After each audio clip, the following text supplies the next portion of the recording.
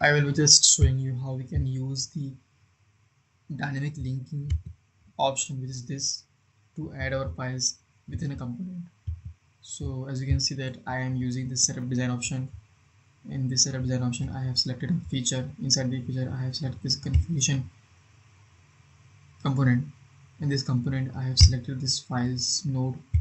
So as of now, you know that we can add files through this add file option and this dynamic file linking option, and you also know the difference between using these both of options. So by this option we can add more than one file, but we need to select those files, and those files could be of different extensions, right?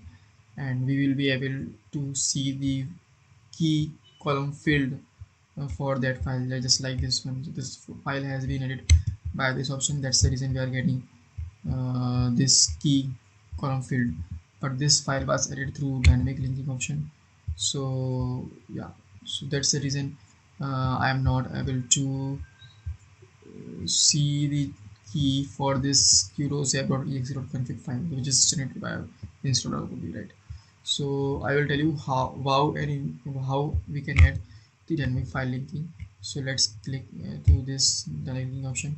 Now click on new link. Here you need to just provide the path. So let's say I am providing the path space, right? Now you can include the subfolder if there is any subfolder else, which will be taken care, which will should also include these files, let's say, right? Now come to this include all files. So you select include all files only when you want to include all files, right? If you want to include few particular files, then you need to provide the file extensions. So let's say if I just uh, try to select text files, some word files, so this way I can use that. For that first, let's see, I have to create a few word file, right? So this is my word file one, this is my word file two, this is my text file one, this is my text file two, which is this ultimate design. I have added the four files in this folder, and if I just, I can also exclude few files if I like to exclude, like I can exclude 2.txt file, right? So this way I will be able to select only these files, not this one.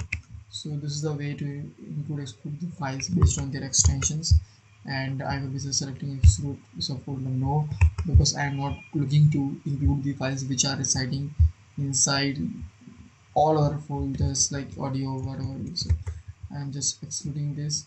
Create best practice, I will just deselecting it. I do not like it should be used, right?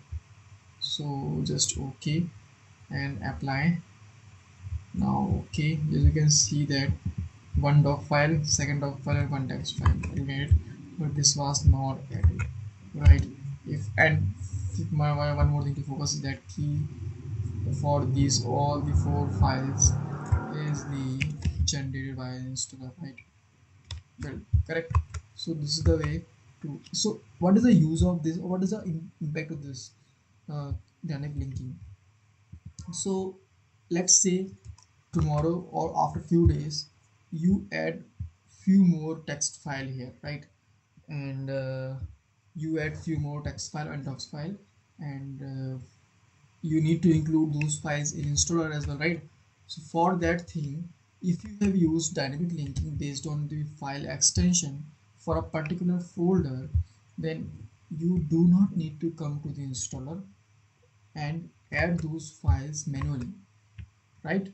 You just need to rebuild your build, and those files will be included dynamically. That's why its name is dynamic, right?